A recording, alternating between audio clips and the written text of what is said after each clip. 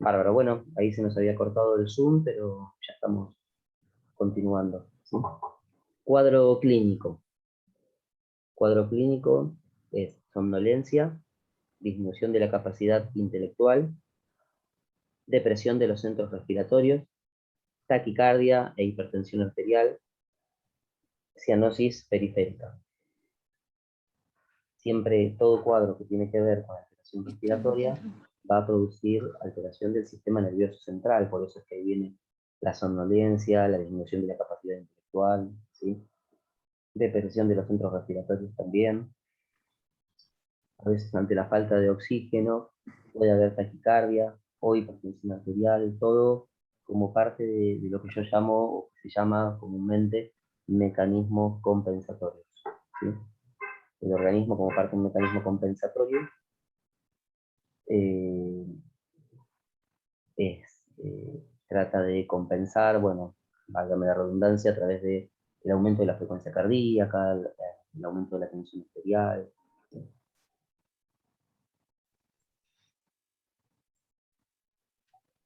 Tratamiento de la insuficiencia respiratoria aguda, tenemos broncodilatadores,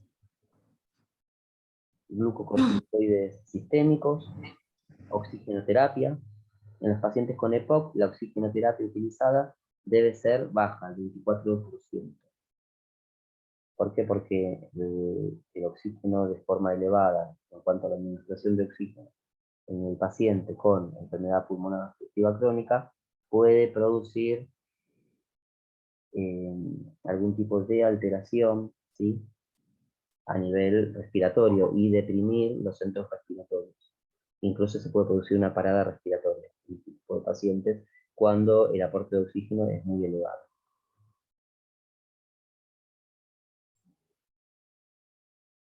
Intervenciones de enfermería. Siempre cuando hablamos de las intervenciones de enfermería, tenemos que tener en cuenta el proceso de atención de enfermería, que es la valoración, el diagnóstico, la planificación y la ejecución. En la valoración, presencia de hipercapnia, observamos si hay presencia de hipercapnia, y signos de la misma, como cefalea, letargia, piel seca y roja, aumento de la presión intracraneal, vasodilatación y edema papilar. Valoramos la eliminación de secreciones y el grado de broncoespasmo, y valoramos el estado neurológico del paciente. ¿Les ha pasado de tener un paciente con alguna alteración respiratoria y que se vea reflejada la alteración del sistema nervioso central también? Sí. Sí, estaba muy agresivo el paciente y nos decía que tenía que estar afuera en la calle. No podía estar adentro de la sala donde estaba. Claro, sí, sí. Y bueno, tiene que ver todo con la falta de oxígeno, ¿no? Al no tener una adecuada irrigación en el sistema nervioso central, eso va a producir alteración de la conciencia, ¿no? Por falta de oxigenación en ese caso. Acá algunos ejemplos de diagnósticos de enfermería. Tenemos limpieza ineficaz de la vía aérea, relacionado con aumento de secreciones y tos improductiva. Otro, patrones de respiración ineficaz relacionados con alteración de la mecánica pulmonar y aumento del trabajo respiratorio. Alteración del intercambio gaseoso relacionado con desequilibrio ventilación-perfusión. Intolerancia a la actividad relacionado con un menor suministro de oxígeno a los tejidos. Y bueno, por último, ansiedad relacionado con disnea. Son diagnósticos que, bueno, están ahí, es una idea como para trabajar, para pensarlos, ¿sí? Después ustedes pueden buscar también en la NANDA, o que pueden llegar a existir, referidos a lo que es alteración respiratoria, ¿sí?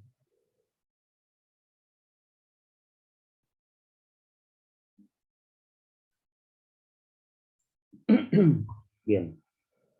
Acá tenemos otros diagnósticos más, ¿no? Trastorno del patrón del sueño, reposo, nutrición alterada inferior a los requerimientos corporales, relacionado con anorexia y tos frecuente. Fíjense en la diferencia entre estos diagnósticos, que son bien orientados a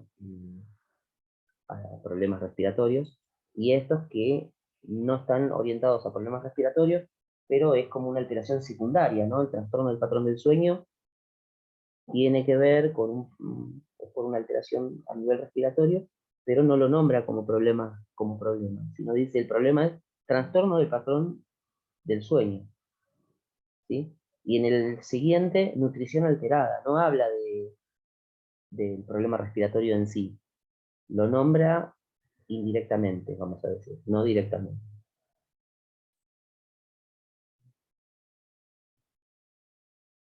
Bien, planificación, resultados esperados. Esto es cuando hablamos de objetivos. Sí, antiguamente se hablaba de objetivos. La vía aérea permanece permeable, el peso corporal permanece estable, las entradas y salidas permanecen equilibradas, el patrón respiratorio y los niveles de gases en sangre arterial vuelven a los valores similares a los previos a la insuficiencia respiratoria. Todo esto como parte de los resultados esperados, es decir, lo que nosotros deseamos que ocurra con nuestro paciente. Bien, ejecución, es decir, las intervenciones propias de enfermería, drenaje postural, respiración profunda y aspiración de secreciones, paciente en posición Fowler, balance de ingresos y egresos, y administración de oxígeno. Todo esto como parte de las posibles intervenciones. Seguramente a ustedes se les están ocurriendo un montón de otras intervenciones que pueden llegar a realizar para estos pacientes. Estas son algunas, como para tener una idea y haberlo traído acá al PowerPoint y a la clase. Gracias. Por ahora, bueno, dejo de compartir. ¿Tengo alguna duda al respecto de lo que estuvimos charlando? ¿Vamos bien? ¿Ya están cansadas o cómo vamos? No, bien, muy bien, profe. Estamos bien. A ver, vamos a ver, déjenme un segundito, voy a tratar de compartir la otra clase. Bueno, esta ya es la última parte de la clase, que es el síndrome de distrés respiratorio agudo. Hay muchas más cuestiones de lo que es el aparato respiratorio, pero bueno, con esto ya creo yo que terminaríamos con el aparato respiratorio. La próxima clase vamos a ver estado ácido base, ¿sí? Bueno, síndrome de distrés respiratorio agudo es una enfermedad debido a una lesión pulmonar aguda que produce infiltrados pulmonares bilaterales con hipoxemia. Además presenta edema pulmonar no cardíaco, es decir, que no tiene que ver con el corazón, sino con una cuestión más bien pulmonar, y hay un aumento de la permeabilidad de los capilares pulmonares. Hay una lesión masiva de los pulmones causadas por un acontecimiento catastrófico que desencadena la lesión pulmonar. Ahora vamos a, como un poco para terminar de definir esta patología, las causas, ¿no? Ahí habíamos hablado de una lesión traumática, por eso hoy hablamos de traumatismo, las transfusiones múltiples de sangre, aspiración del contenido gástrico y sepsis como parte de las causas, ¿no? Un traumatismo en la vía pública, un choque, un peatón, un vehículo puede producir este tipo de complicación, es el síndrome de distrés respiratorio agudo. Otras causas: neumonía difusa, coagulación intravascular diseminada, embolia aérea venosa, contusión pulmonar, esto del choque, de golpe, ¿no? Estancia a gran altura, inhalación de humo, sobredosificación de fármacos, intoxicación por oxígeno, inhalación de gases irritantes.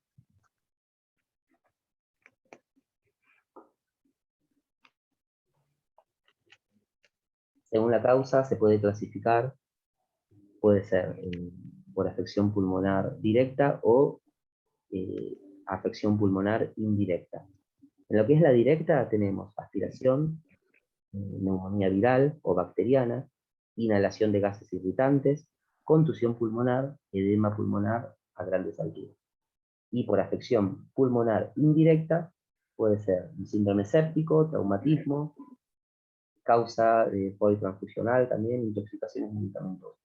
¿Se entiende, no? La que es directa es porque tiene que ver con una causa pulmonar directa y la que es indirecta es porque tiene que ver con otra causa que no es directamente pulmonar. ¿Se entiende, no?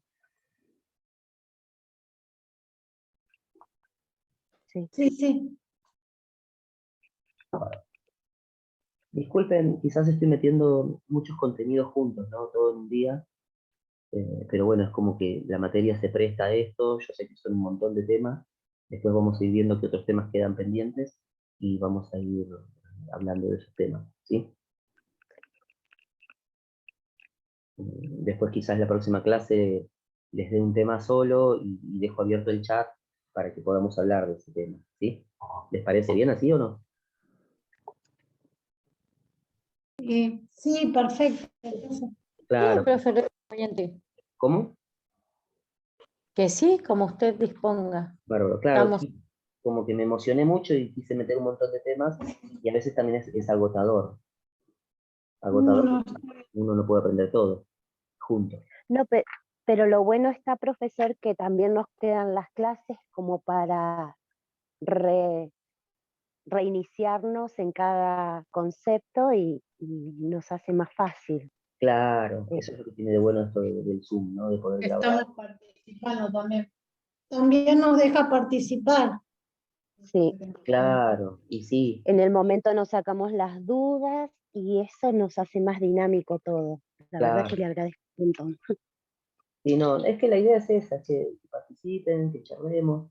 Esto yo no lo tomo como una clase, sino lo tomo más bien como un compartir, como un charlar, como que ustedes cuenten sus experiencias también, porque ustedes están trabajando y están haciendo mucho de esto, que estoy seguro que esto que estamos hablando, ustedes lo están viendo en su práctica diaria. ¿Es así o no es así? Sí, es verdad.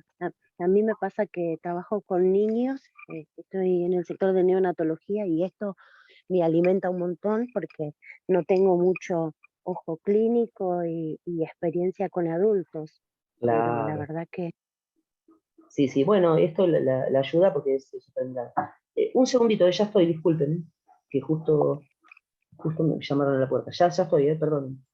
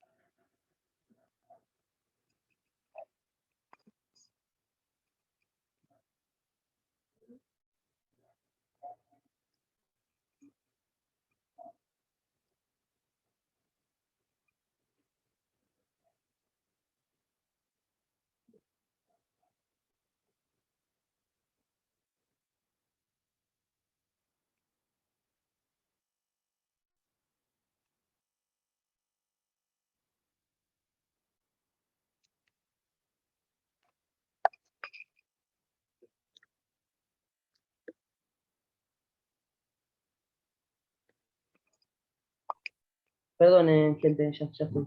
Bueno, sigamos, a ver. Claro, ahí usted lo que estaba diciendo, que si bien usted está haciendo neonatología, quizás el paciente adulto tiene otra mirada, pero hay muchas cosas que van a coincidir igualmente, ¿no? sí, sí, es verdad. Esto de los músculos accesorios, la retracción costal, la retracción nasal, el aleteo nasal, que se observa El aleteo nasal, en el tiraje neonatología, intercostal, y, sí, la y el cambio de observación, coloración, ¿no? Y el está cambio de coloración la, fundamental. la cianosis peribucal, ¿no? También se observa mucho. Tenemos cianosis peribucal. Claro, en neonatología. Aparte, imaginemos, ¿no? El paciente neonato que se se observa de una forma más rápida. Todos estos cambios ocurren en nada, en segundos, ¿no? Sí, es espontáneo el cambio, sí. Claro. ¿Usted hace mucho que hace neonatología? 23 años Uy, que todo trabajo en el mismo sector. impresionante, sí. Justo el otro día En hablaba... este momento no hago internación en terapia intensiva, estoy haciendo recepción de parto, pero también recepción de parto influye en la urgencia, la emergencia Claro. del neonato y Sí. demás. Es delicado, es una especialidad muy linda, pero hay que tener un temple de acero, como una habilidad especial, siempre digo yo. El otro día hablaba con una compañera, hablábamos de lo que era la percutánea, ¿no? Es impresionante. Y no, corríjame si me equivoco, porque yo no hago neo, pero ella me decía que es un procedimiento que lo hace enfermería, que no está regulado legalmente porque es si bien es de inserción periférica, pero es una vía central. Entonces, Sí. y sin embargo el médico no lo hace tampoco. Eso es lo que me decía ella. No sé usted si opina lo mismo. Sí, requiere de muchos cuidados y es primordial el cuidado de enfermería, no solo de la colocación, sino en el transcurso de que el paciente tiene la colocación del acceso venoso central. Depende mucho de los cuidados de enfermería. Claro, tal cual. Así que bueno, sigamos con lo nuestro, si no nos derivamos por otro lado. Sí, Pero, sí, disculpen. pero la idea está. Así que bueno, cuadro clínico de la insuficiencia del síndrome de distrés respiratorio agudo. Hay dos formas de presentación. Después de la aspiración masiva de contenido gástrico, con aparición inmediata de taquipnea, insuficiencia respiratoria grave e infiltrados radiológicos alveolares difusos y bilaterales. Si mal no recuerdo, después me voy a fijar, tengo unas imágenes que nos van a ayudar un poquito a ver. Después lo voy a ver, si no lo traje en este PowerPoint, después los busco y se los paso, ¿sí? La segunda forma es de carácter menos agudo, aparece después de 48 horas, sí, después de una sepsis, de más de 48 horas de duración. Y puede aparecer un periodo de latencia, ¿sí? El periodo de latencia es como que no ocurre nada hasta que de golpe aparece. Fase inicial, tenemos la exploración física y radiografía de tórax normales. En una fase inicial, ¿sí? Hay una exploración física normal, radiografías de tórax normales, no se observa nada. Aparece taquicardia, taquipnea y alcalosis respiratoria en esa fase inicial. Si veríamos esto aparte sola, podríamos decir que es un periodo prepatogénico, ¿sí? Pero esto ya nos indicaría que está ocurriendo algo, está pasando algo, pero a través de él, la realización de una valoración, de estudios, de análisis, ¿sí? Y ahí sí ya se empezaría a detectar algo. Periodos clínicos del síndrome del respiratorio, tenemos la fase inicial, la fase latente, la fase de insuficiencia respiratoria y la fase de consolidación. La fase latente va entre 6 a 48 horas después del inicio. Apariencia clínica, vemos al paciente, no observamos nada, no se observa que esté enfermo, no es observable clínicamente. Hay hiperventilación e hipocapnia. ¿Qué era la hipocapnia? La disminución hipocapnia de dióxido de carbono. Bien, por debajo de los valores normales. Del ¿Y la hiperventilación?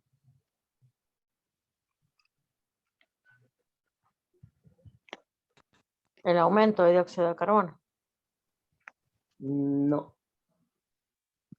Va a No, disminuir el dióxido de carbono la hiperventilación. La hiperventilación es el aumento de la frecuencia y la profundidad de las respiraciones. Ah, sí, sí. Como hiperventilo, elimino dióxido de carbono. Elimino mucho dióxido de carbono. Al eliminar, imagínense, hagan ustedes la respiración, ¿no? Y ahí están hiperventilando, mucha profundidad y mucha frecuencia. Entonces están eliminando dióxido de carbono. Es decir, que al eliminar dióxido de carbono, esa hiperventilación va a producir hipocapnia. Hay incremento del trabajo respiratorio y anormalidades en las radiografías de tórax. Bien, fase de insuficiencia respiratoria. Tenemos taquipnea y disnea. Estertores pulmonares bilaterales, infiltrados radiológicos difusos. Fase de consolidación. Hay hipoxemia refractaria, acidosis respiratoria y metabólica. Esto después, en la próxima clase, les va a cerrar un poquito más lo de acidosis respiratoria y metabólica. Cuando veamos esa clase, les va a cerrar un poquito más todo esto. Esperen que lo voy a agrandar, a ver si se ve mejor este gráfico. ¿No? Acá, bueno, este es un caso, ¿no? Un varón de 41 años, natural de Nigeria, es fumador ocasional y trabajador de la construcción. Aparece, bueno, con fiebre, tos, infiltrados pulmonares, aumento de RFA, no sé qué será, bueno.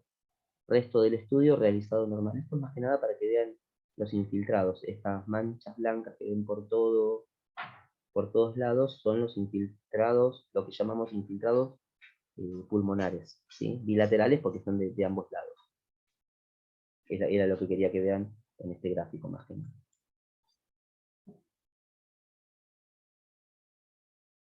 Tratamiento, bien. Instauración de medidas terapéuticas adecuadas y precoces de la enfermedad desencadenante. Cuando no se logra resolver la afección de base, tampoco se consigue curar el síndrome de distrés. Es primordial considerar los aspectos relacionados con la profilaxis. ¿Qué es profilaxis?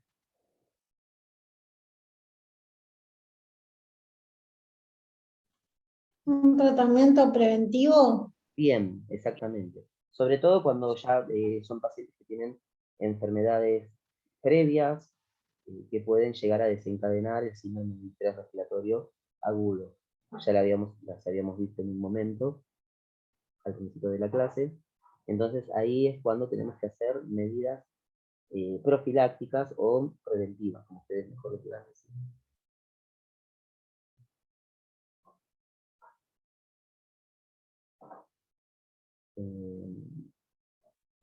Seguimos. Cuidados de enfermería. Otra vez, cuando hablamos de cuidados de enfermería, tenemos en cuenta todos estos puntos: valoración, diagnóstico, planificación, ejecución. En la valoración, siempre pensemos en todo lo que observamos en el paciente respiratorio, ¿no? Por ejemplo, signos y síntomas de hipoxemia. Entre ellos detectábamos los que tienen que ver con alteración neurológica, ¿sí? Medición de gases, ahí entrarían los gases en sangre, el pH, el dióxido de carbono, el bicarbonato, cómo se puede llegar a observar todo eso en un paciente, ¿no? Si tiene acidosis respiratoria, si tiene alcalosis respiratoria o metabólica, acidosis respiratoria o metabólica, ¿sí? Se debe valorar, bueno, se debe valorar también los ingresos y los egresos para saber si hay deshidratación, ¿sí? O si hay sobrehidratación. La sobrehidratación es contraproducente, puede producir mayores alteraciones respecto de la respiración del paciente, puede producir mayor complicaciones, ¿sí? Por eso se debe hacer un balance de ingresos y egresos.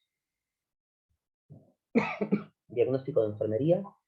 Bueno, acá tenemos varios. Más que nada para que tengan en cuenta, ustedes después pueden buscar otros, o pueden desarrollar otros si a ustedes les parece también, ¿sí? Patrón respiratorio ineficaz relacionado con disminución de la capacidad pulmonar y ansiedad. Trastorno del intercambio de gases relacionado con desequilibrio, ventilación, perfusión, que ya lo veníamos viendo. Limpieza ineficaz de las vías aéreas relacionado con inmovilidad y presencia de una vía aérea artificial. Trastorno de la integridad cutánea por alteración de la perfusión e inmovilidad. Trastorno del patrón del sueño, que no tenía que ver directamente con lo respiratorio, pero sí como algo secundario. y afrontamiento familiar ineficaz. Siempre cuando atendemos a cualquier paciente adulto y adulto mayor, y un niño también, tenemos que tener en cuenta esta cuestión, ¿no?, de la familia. A veces no es solo el paciente a quien tratamos, sino también al grupo familiar y a veces no a la familia directamente, pero sí el grupo de contención. Muchas veces el grupo de contención, que no es la familia, pero son quienes están con él, ¿no? Ya sea, pueden ser acompañantes terapéuticos, algún otro tipo de grupo, no sé, un centro de jubilados, amistades, ¿sí? También tenemos que hablar con ellos. Hablar y ayudar en cuanto al tratamiento. Bien, planificación, que son, como habíamos dicho anteriormente, los resultados esperados o los objetivos. Vía aérea permeable, respiración sincronizada con el respirador. Esto es en un caso de un paciente con asistencia respiratoria mecánica. La presión arterial de oxígeno por encima de 60 milímetros de mercurio. Esto es lo que queremos lograr, ¿no? Parámetros hemodinámicos, gasto cardíaco, presión arterial, frecuencia cardíaca, todo eso debe ser estable. Equilibrio de ingestas y excretas, peso estable, piel intacta, mucosa oral húmeda e intacta. ¿Vamos bien, gente, o más o menos? Ya casi terminamos, pero... Bien, profe. ¿Sí? Sí, sí. Bien, bien. Bárbaro. Intervenciones de enfermería, controlar signos de hipoxemia, medir la gasometría arterial, aspiración de secreciones según necesidad, soporte emocional y alivio del estrés, y administración de líquidos y agentes inotrópicos según indicación médica y según necesidad. O sea, estaríamos hablando de un paciente crítico, no si necesita inotrópicos. Bueno, hasta ahí terminamos con la clase del día de hoy. Ahora dejo de grabar y de última nos quedamos charlando un ratito, ¿sí?